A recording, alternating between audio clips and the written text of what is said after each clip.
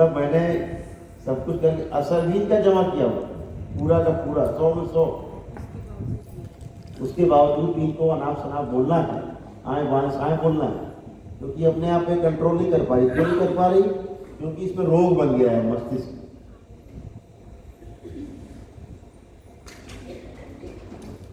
और ब्रेन में जब निगेटिविटीज के कारण स्वेलिंग हो जाती है,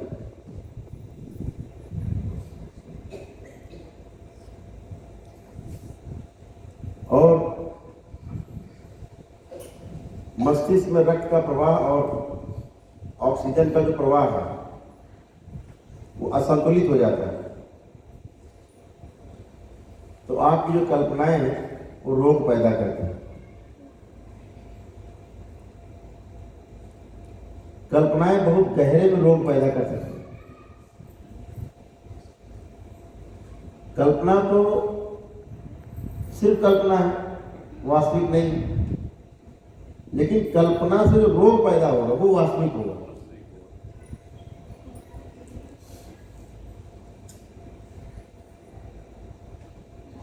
जैसे हम लोग आध्यात्म जगत में एक शब्द का सदुपयोग करते हैं, तद्रूप होना।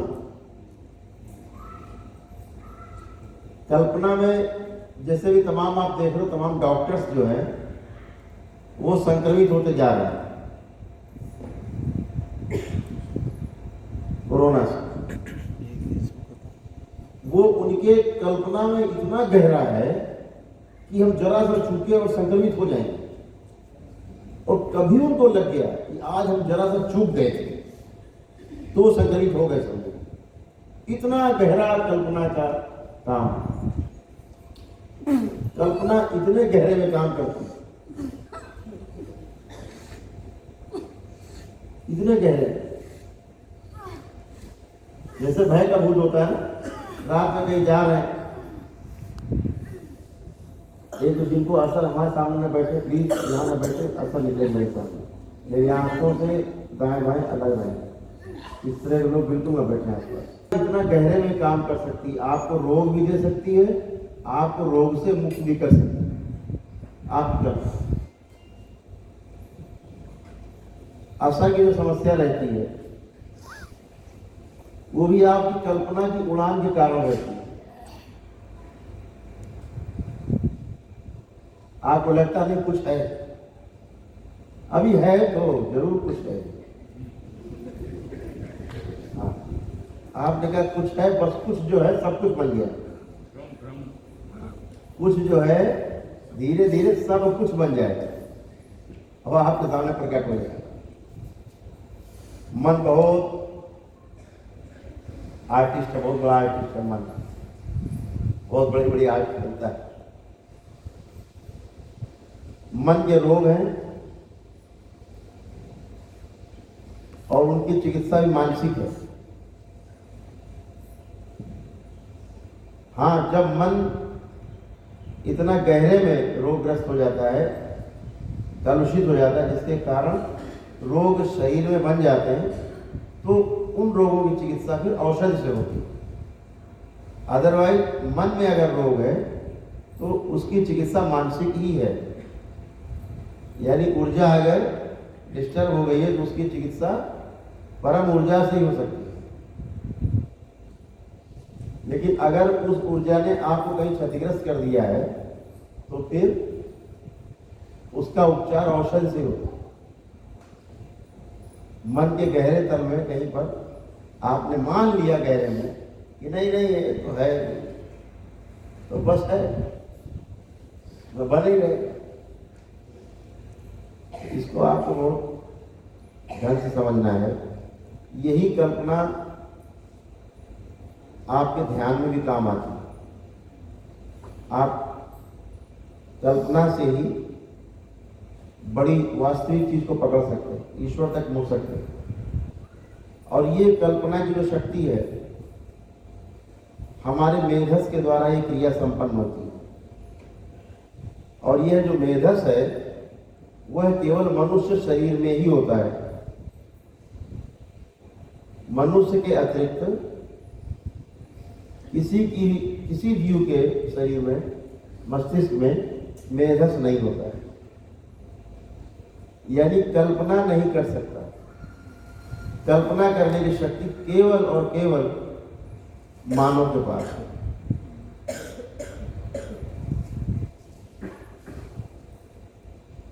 जितने भी धरती पर जीव जंतु हैं, वो या तो उनकी रीढ़ की हड्डी ऐसे है, किसी की ऐसे है, किसी की ऐसे है रीढ़ की हड्डी, किसी की ऐसे है, मानव की ऐसे सीधा खड़े हुए, रीढ़ की हड्डी एकदम सीधी लंबवत। और जो पेड़ है, वृक्ष जो है, मनुष्य का ठीक उल्टा है। अगर एक साधक को, सन्यासी को शीर्षासन करा दो तो आपको वृक्ष जैसा प्रतीत होगा। उसकी जटाएं, उसकी जड़ है, बाकी शरीर तना, बाकी हाथ पैर शाखाएं, ऐसे ये सब शाखाएं होती। वृक्ष ठीक उल्टा मनुष्य का, यानी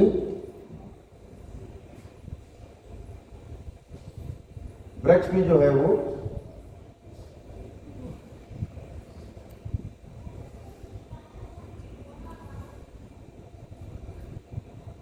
प्राण कोशिकाओं का एक भंडार।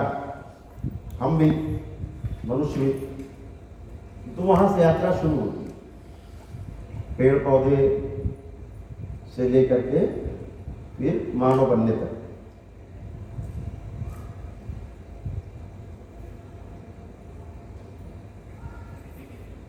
चर्चा कर रहे थे, अचानक उन्होंने ऐसे मारा बात करते थे।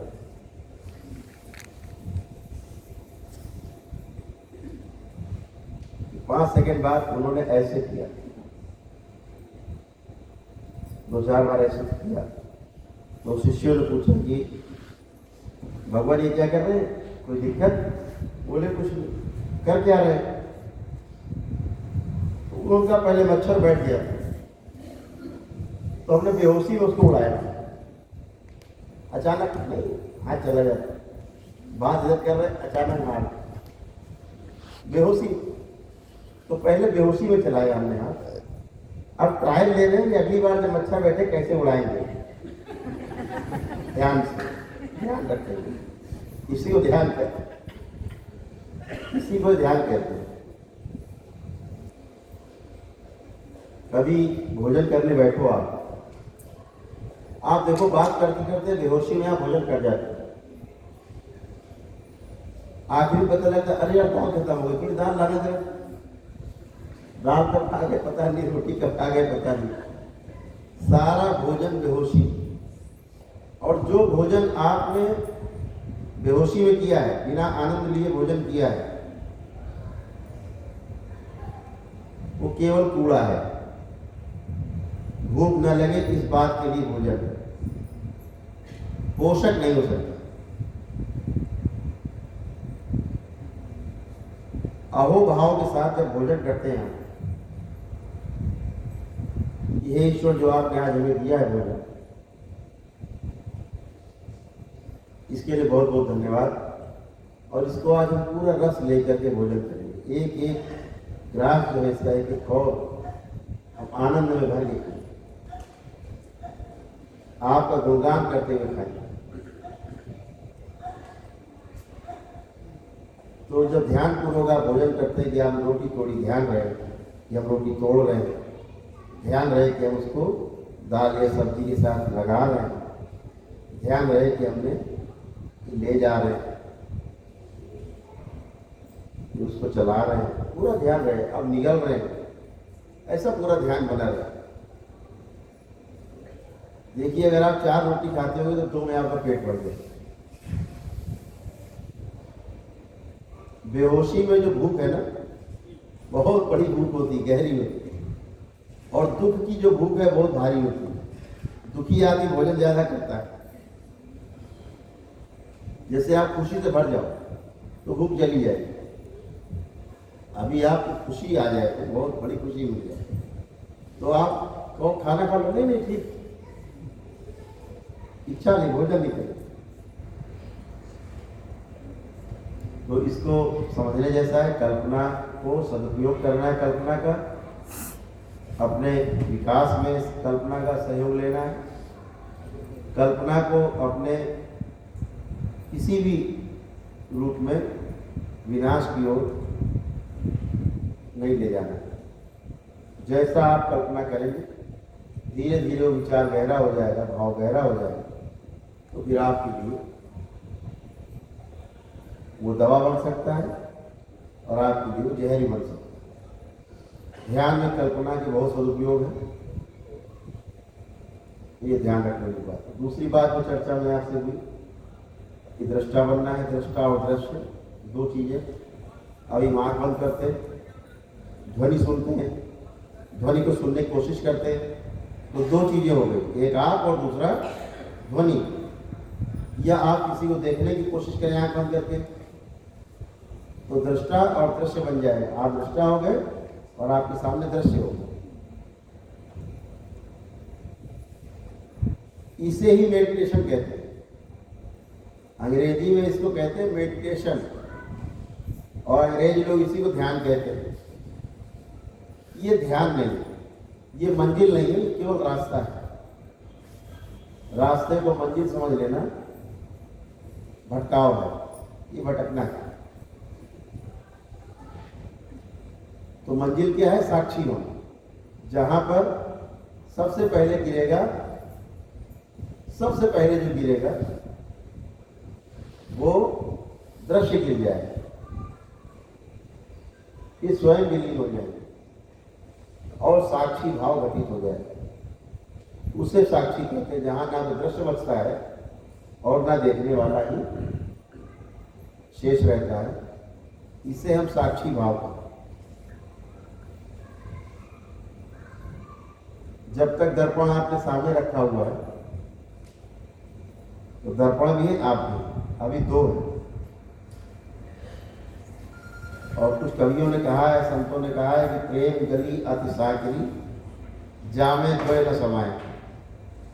जब तक द्वैत है, द्वैत भाव जब तक रहेगा, तब तक आप उस प्रेम गली में एंट्री नहीं पा सकते, ईश्वर की राह में नहीं एंट्री कर सकते। तो आज का हम लोग जो ध्यान करें उसके पहले 2 मिनट का एक व्यायाम है आंखों का। आज हम आपको सबसे पहले ध्यान करना सिखाएंगे कि त्रिनेत्र पर ध्यान कैसे किया जाए और कितना सहजता से किया जाए, सरलता से किया जा सके, सुगमता से किया जा सके।